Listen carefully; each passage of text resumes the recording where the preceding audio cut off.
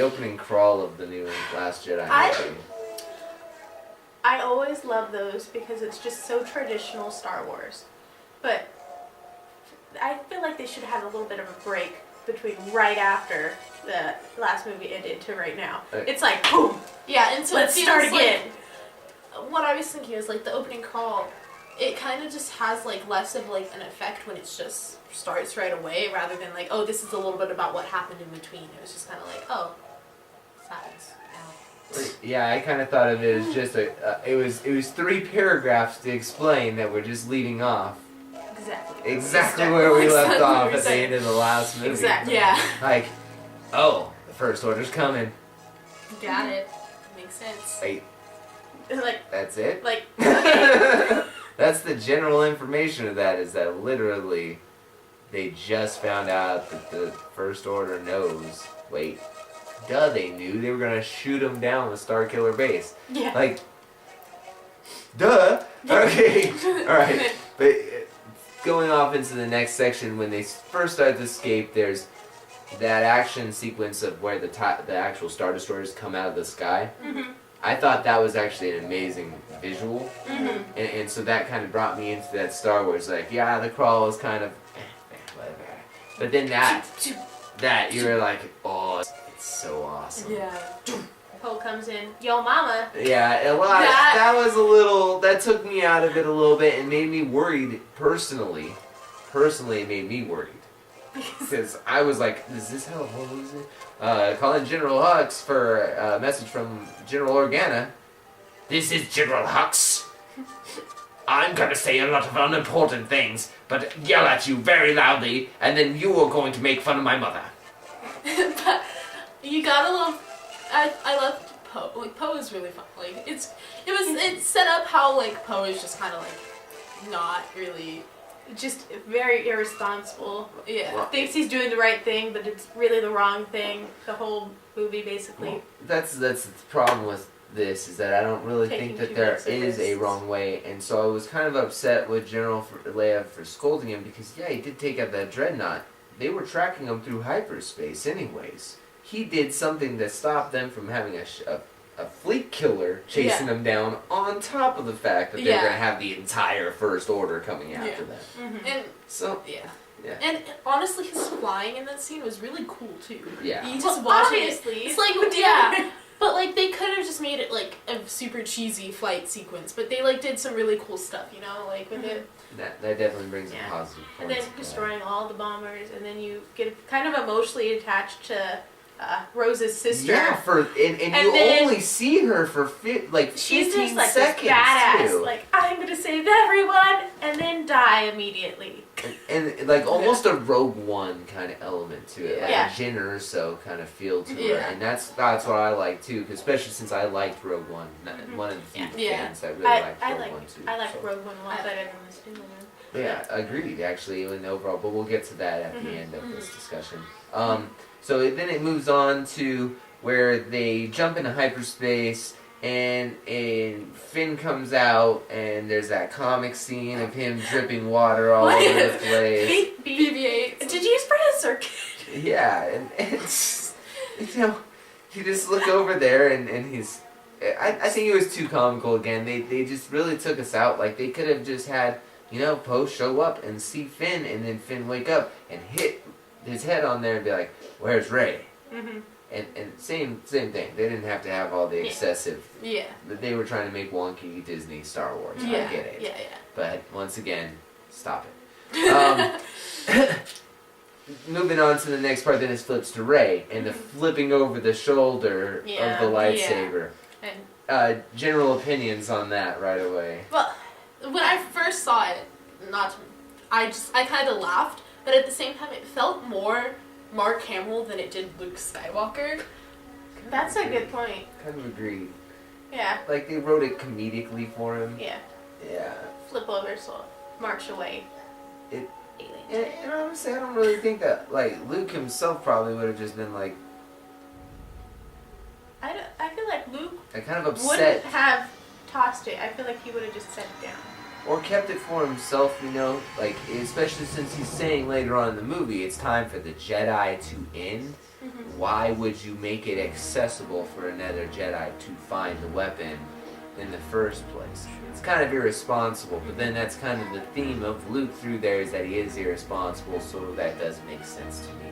Now, thinking about it, that's just coming up with this right now. Yeah, because 5 minutes ago he was like, I freaking hate this. Yeah, well, and listening to other points helps you kind of digest the information a little bit better too.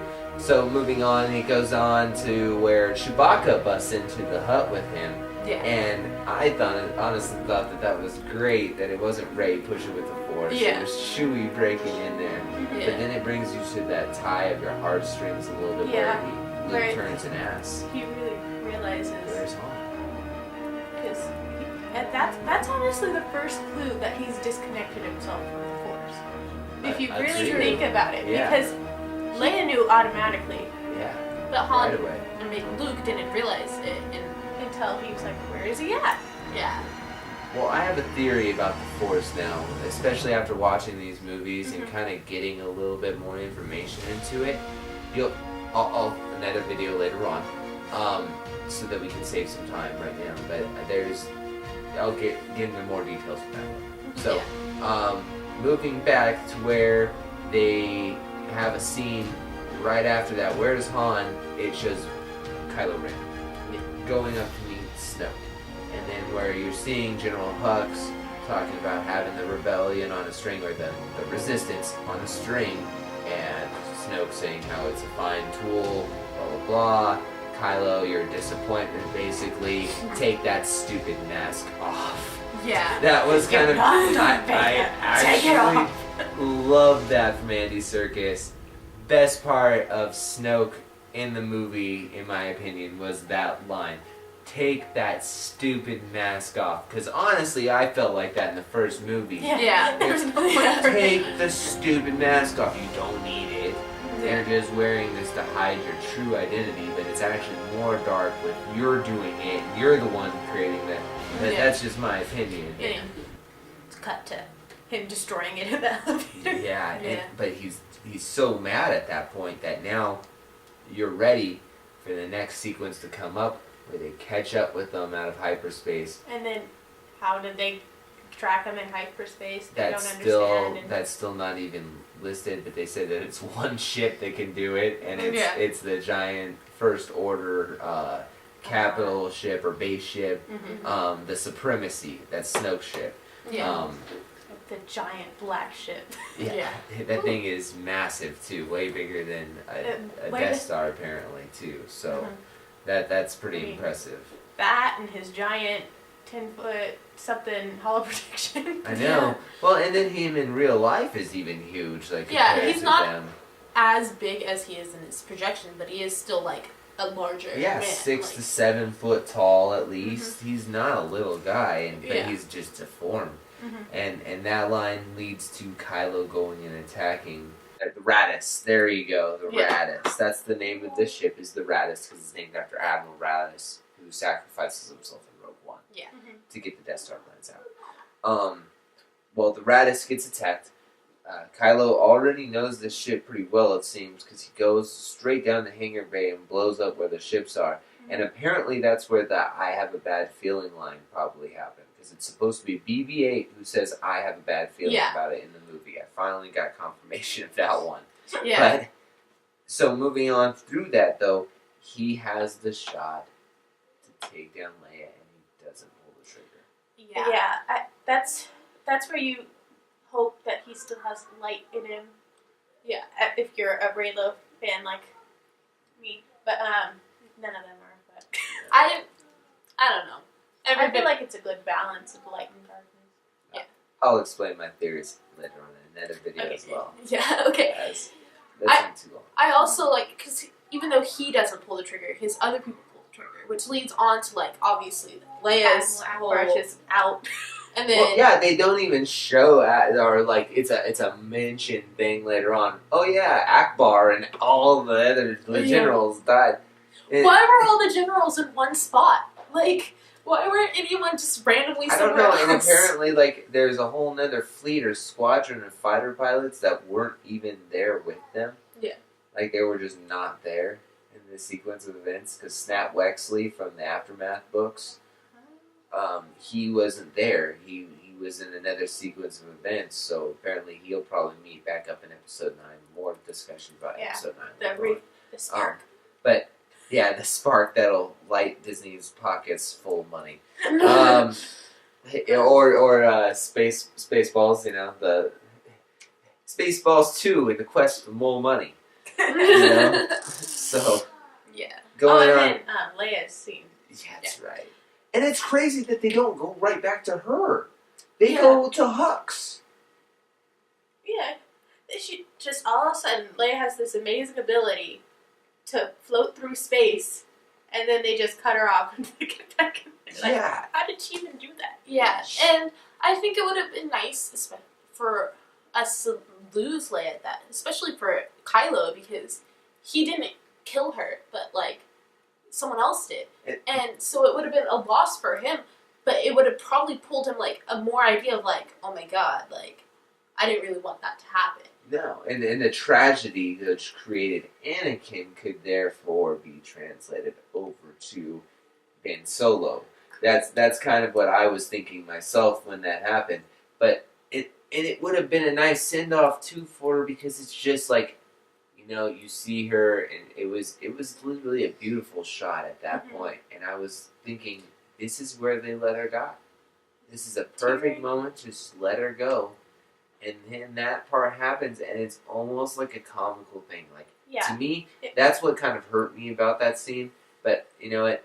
Rian Johnson, it's not a bad movie. Just because of what had happened, I know you had made the movie beforehand, so you had thought that she was going to be moving on. Perspective, hindsight, all those things beside the point. It was just sad to see it that way. And that's why a lot of people were upset. Yeah. And then even bringing on forward, now you have her come over there, and Poe, Rose, and Finn start this idea of a counter mission to get around. After Finn tries to abandon ship, and she's like, "You're a hero!"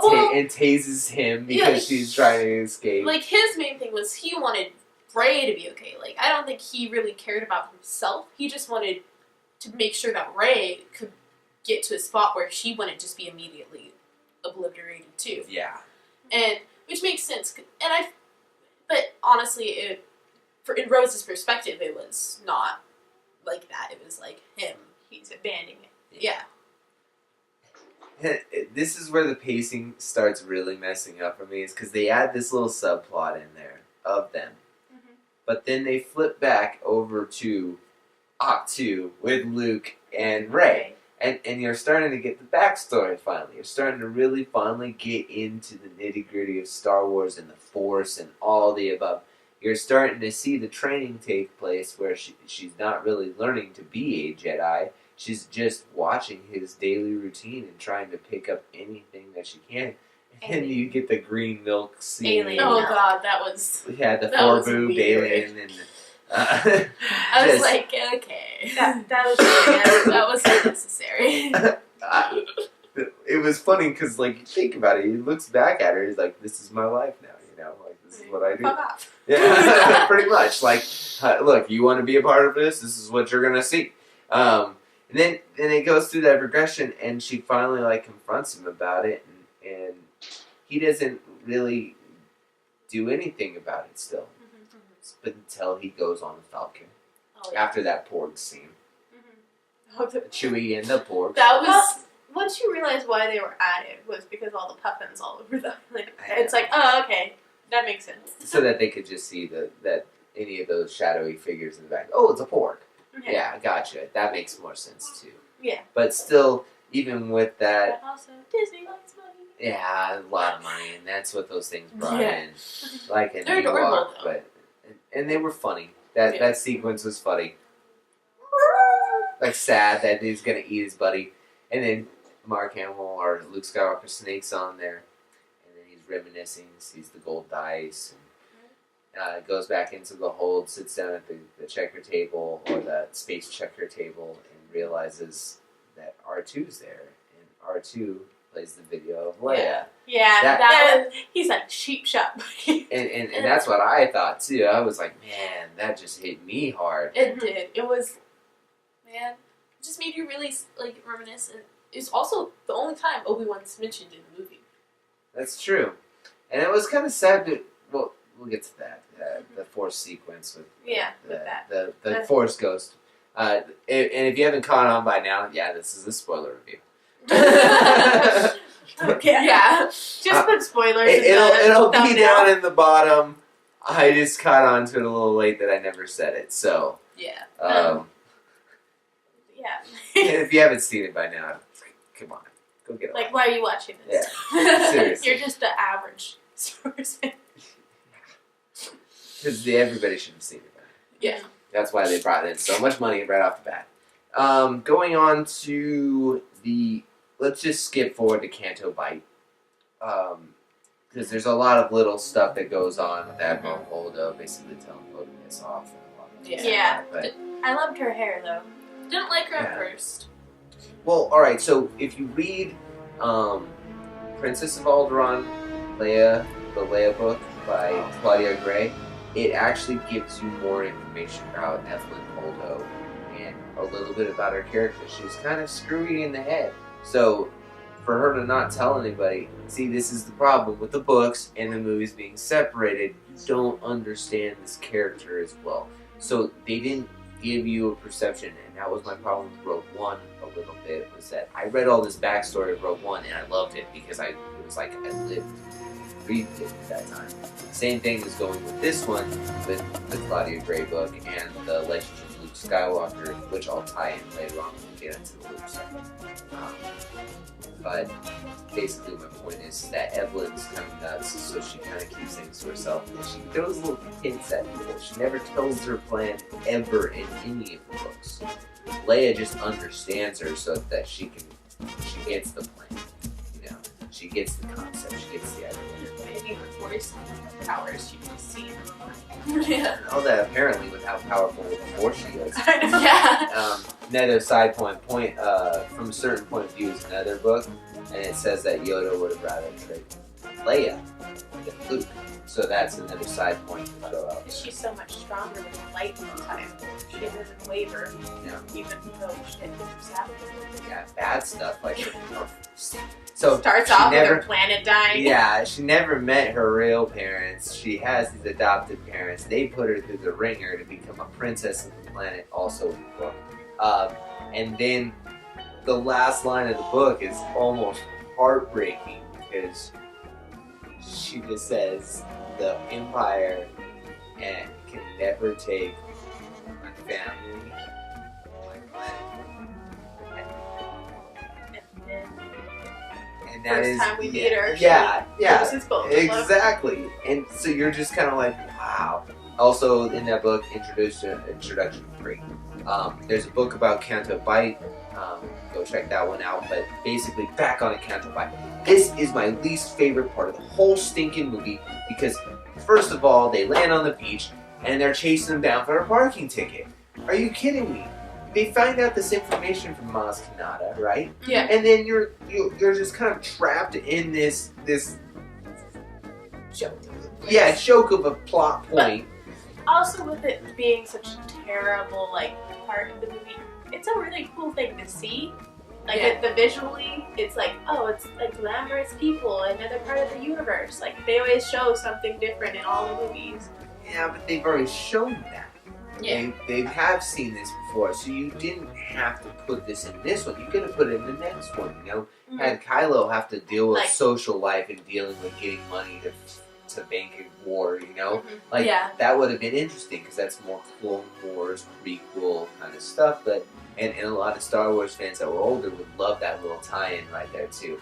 And I did like DJ saying how there's people on both sides of the war, but that was also unnecessary. They could have found that stuff out in 9, and it's all obviously, there's always somebody on both sides. Hey, why don't you talk about that in the books? Just saying, because the Canto Bight lead-up is actually also in the Legends of Luke Skywalker. I get it. That's how the little kid is kind of hinted at the very end of the whole stinking movie. But you don't get that if you didn't read the book.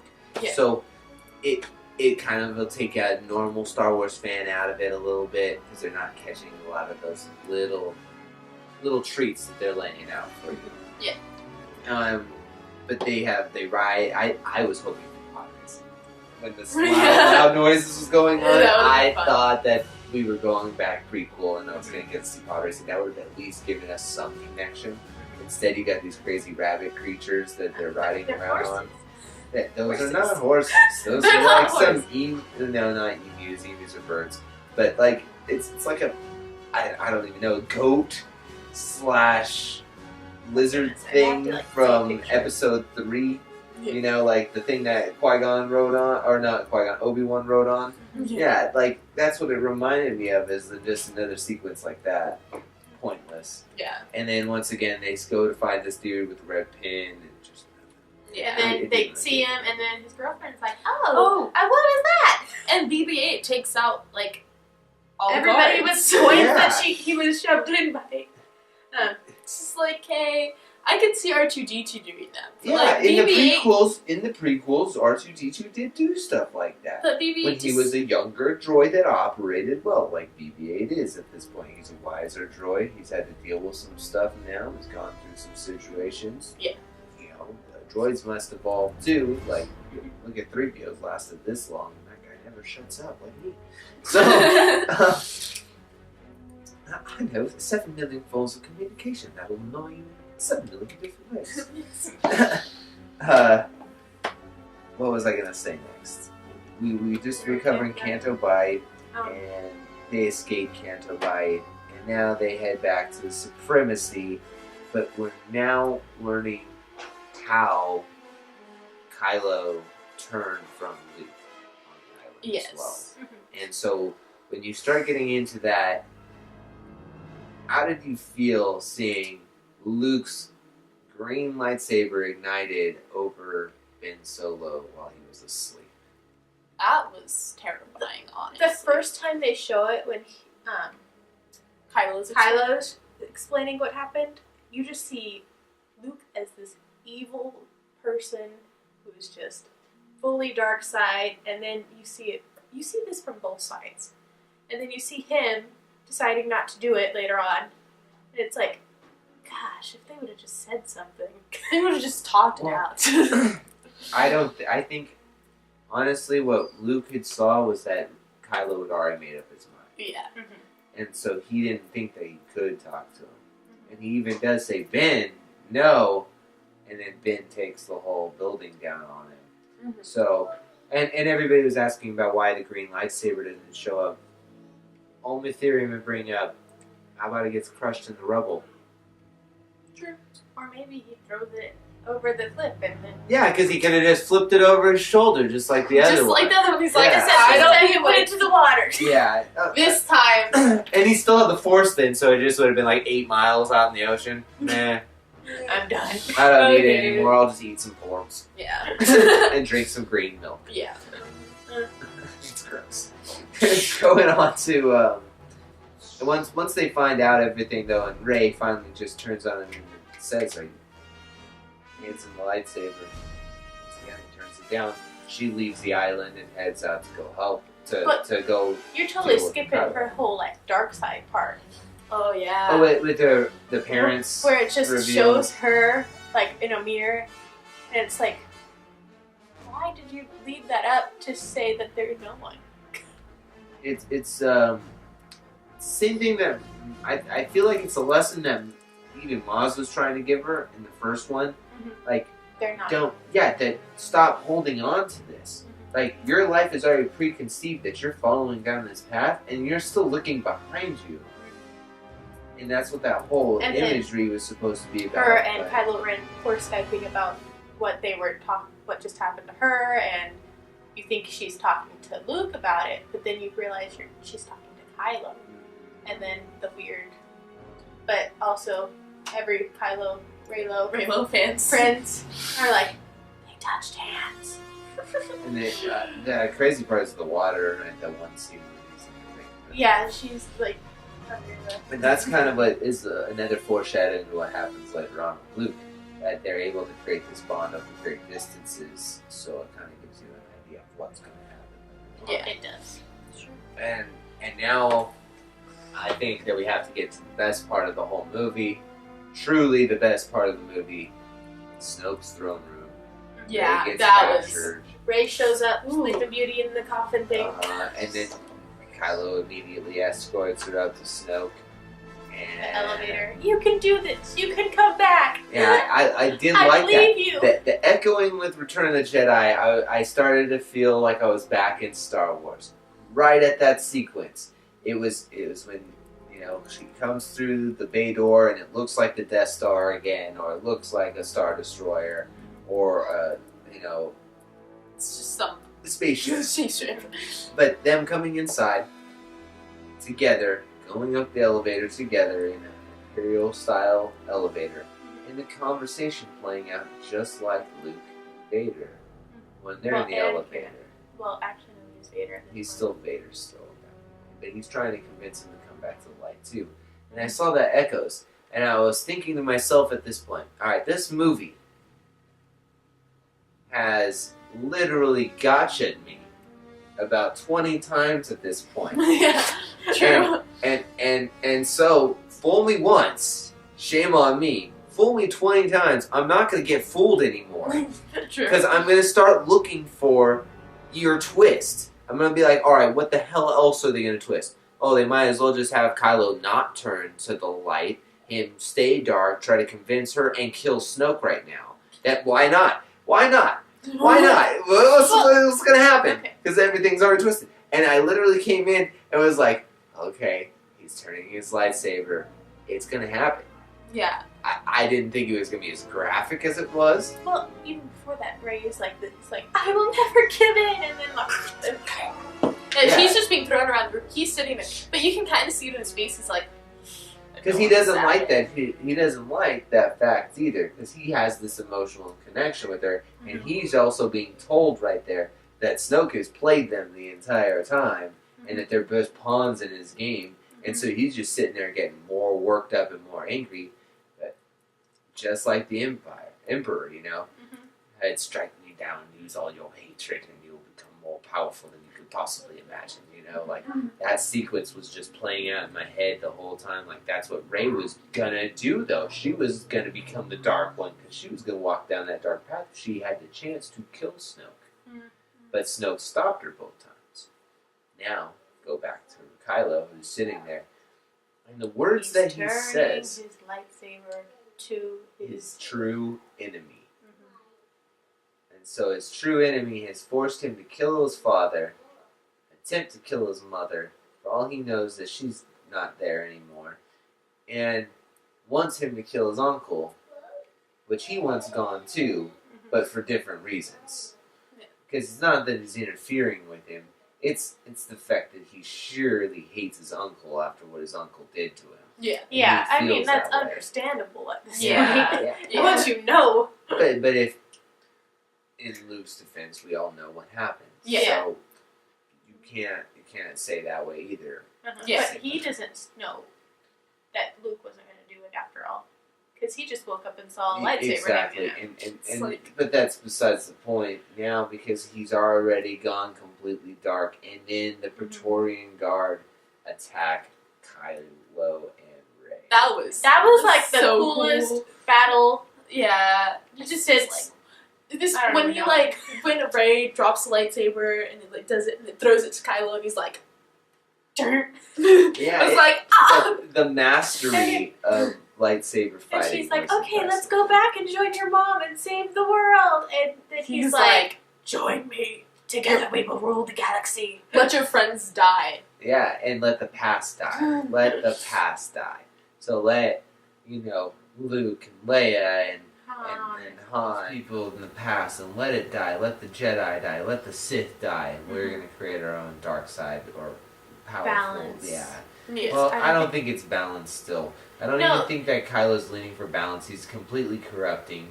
You even see it at the end when he Yeah. comes back. Like his face is getting worse because if it's the dark side wearing on you, when you expose yourself to the dark side longer times, you have deformities and you have issues. Look at Anakin from when he first makes his dark side move by cutting his eyes Mace's, turn. Yeah, but even his face, like you even see it in his face that he's starting to turn more pale, and his emotion and like all that stuff is starting to go away from him, and that's when he becomes even more robotic when he's talking to Padme and Obi-Wan at that sequence.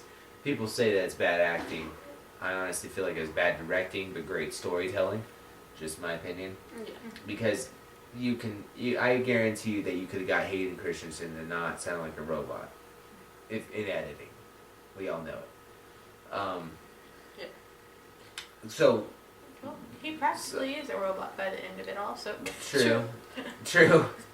That makes sense. So that's why the dialogue would be given that way. Last part is the Battle of Crate. Yeah. Before that, visual spectacle, amazing part of the whole thing. Evelyn Holdo sacrifices herself and splits that ship in half. That was awesome. That whole Just the silence. everything at that moment was all like super intense, and then it just like everything just kind of stops. It was really cool. Yeah. And that brought me even more into the good side of this movie. This is where it starts Captain getting more Phasma positive for me. is like not dying. I'm just glad they killed her off already because it's so Is pointless. Yes, she's dead. If she's not dead, oh my god. Yeah, well, and it's like Snoke too. Why do you kill him in this movie just to bring him back? There's no point. Everybody who's out there speculating him coming back, you're crazy. Mm-hmm. And same thing with the Phasma theories. Oh my god. She blew up. Her armor's damaged. That was her armor. It meant everything to her. She might as well have died. You guys don't understand if you haven't read the book. Once again, read the books. So. BB-8. Yeah, BB-8 coming in and trashing the place. At first I thought it was going to be DJ, and then Yeah, it was like BB-8. I think that everybody thought it was gonna be him. Well, yeah, but once again, Then it's what did they BB-8. do to you the whole movie? Gotcha. So once again, it wasn't going to be DJ. It was going to be somebody else. I thought it was going to be Rey. Then they gotcha me, but, you know. So. Yeah, and Rey all of a sudden teleports to the. No, she doesn't teleport. Yeah. No, I know. They say that she got on onto his escape pod. Yeah, but how did she get from that to the? The Falcon picked her up in the escape pod. And then now she's in the escape pod by the end, or in the Falcon by the end. And that's why BB-8's not. BB-8 goes back with Finn and Rose. Yeah. And then, my droid! Yeah. That was great. That you always forget is his droid because it's never with him. I know, really. Like, it's But it's, like it's Poe more really with cares Finn about and- BB-8, you know? Yeah, like, hey, little buddy. He comes, rubs his like Body like body it's a dog. Like it's a dog. It's so cute.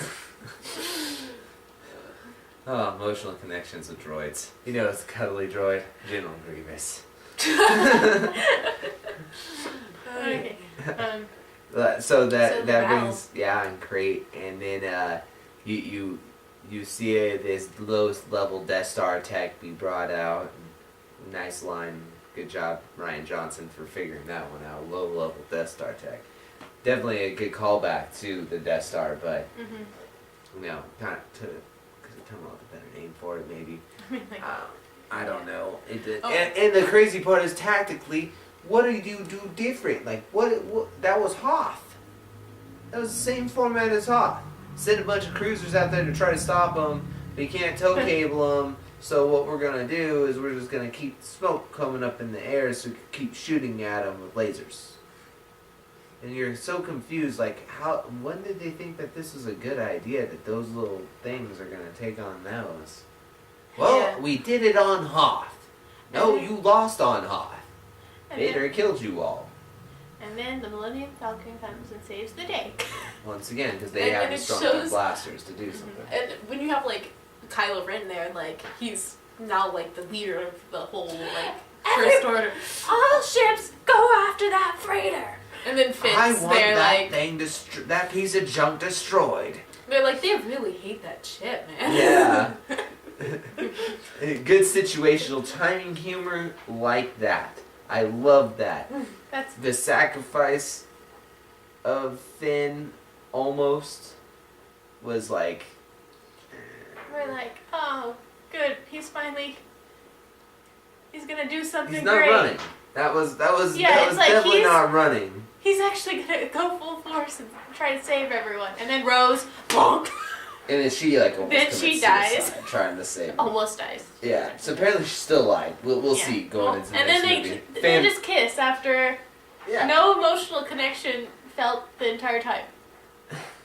What are you like? It's like, okay. Okay. Well, that ends the Finn and Rey theories real quick, but that's about it. Wait. What? Oh, then they Poe finally realizes that he needs to retreat before that too. That's Which the is other nice. part. And so they retreat. They're all behind the door. And they're all hiding, And Luke shows up. he gives Leia the dice Um, and says, "I'm not gonna save says, him. I I can't know, bring him my back." hair's different. That was funny. I'm like, okay. That's not what I But was that did thinking feel that more- he was gonna say at all. But okay. But his hair was different. Her hair was different. Yeah, her hair was different. That's Yeah. what he said. And so Sorry, I meant to say her. no, it's fine. Then he proceeds to walk out there, and in the most glorious foreshadowing ever, earlier on in the movie, he actually says to Rey, "What do you want me to do? Go out there and face the entire First Order with my laser sword?" And he actually goes out there and just stands in front of all the First Order by himself as an act of courage. And And there's so many clues that he's not really there. Yeah. The salt doesn't move. Exactly. He has the lightsaber that just was blown up Destroyed. in the... but Kylo's so intent on just stopping his uncle from Everybody, taking him down. Fire on that man! And then- more! Then in the more. clever humor of, yep, once again, dust off your shoulder. If you're feeling like a pimp now, go ahead and brush your shoulders off. So, he felt like a pimp apparently at that moment. Going into that though, you realize when he comes down that this is going to be either extremely epic or you're going to see Obi-Wan Kenobi again. You're going to see your hero die. So you're going to feel like Luke did when Obi-Wan went down. Yeah, in that and then they really trick you straight through him, and then he just turns around, and then it's like, wait, what? And then the poke and realize You're not, not here. even here. See you around, kid. And that was a Han Solo line if you didn't catch it. It's what he said to Luke. See you around, kid. Yeah. And so he says that he will haunt him and his father will haunt him, and then he says that line. Pretty deep, and then it flips over to Luke coming one with the Force. And then Yeah. also, Poe Dameron's in there like, Luke got in here some way, Yeah. Yeah. and then he didn't, and then they just run into a pile of rocks. But then all of a sudden, in a stroke twist from Rebels, the Lothwolves chase him out. But they're not really Lothwolves. They're crystal foxes. Yeah. And the one crystal fox leads them out. And the way they get out is Rey lifting up a bunch of rocks. Rey which being is awesome. another foreshadowed event. Luke once again says, or she says to Luke, like, lifting rocks? And he's like, no. Everything you said about that sentence is completely wrong. And yet, at the end of the movie, she's the one lifting rocks as they escape. And I love how, like, the first person you see come out is, like, Poe, and he's just like, whoa. Yeah. Well, damn, I didn't know this could happen. And that's probably where he was like, yep, I'm going to hit on that girl. Because that's what ends up basically True. happening at the end of the movie with him and her. So, but then the other part of the movie that kind of, this is the end wrap up, the kid that comes outside and uses the Force to pick up the broom and holds it out to his side like a lightsaber staring at the sky as the ship jumps to hyperspace. All I could think of was, great Disney ad. I didn't even think of I it didn't as think Star it Wars. needed. I think as soon as they did that, it was like, wait, what? But I liked that the kids were spreading the word about the rebellion, because that's breeding up the next generation to of save resistance. the the galaxy. galaxy. And then then they're like, wait, there's a whole bunch more Force users still out there. Yeah. Who's gonna find them all? And then that's Rey's responsibility. So and that's Kylo's. probably. So you're gonna see armies of Sith and Jedi again eventually. Even though he wanted them to all die, there are gonna be more of them now because he just pissed them all off. So, finally, we get to the end of this. What would you rate this on 1 to 10? I gave it a 7. 7. Yeah, 7. I gave it about 6.8, so basically a 7. Yeah. I didn't want to give it a complete 7 as C score because there was some timing issues. Otherwise, go watch the movie, check it out in theaters, like and subscribe to our channel, and yeah, do the thing. Alright, bye. Yeah.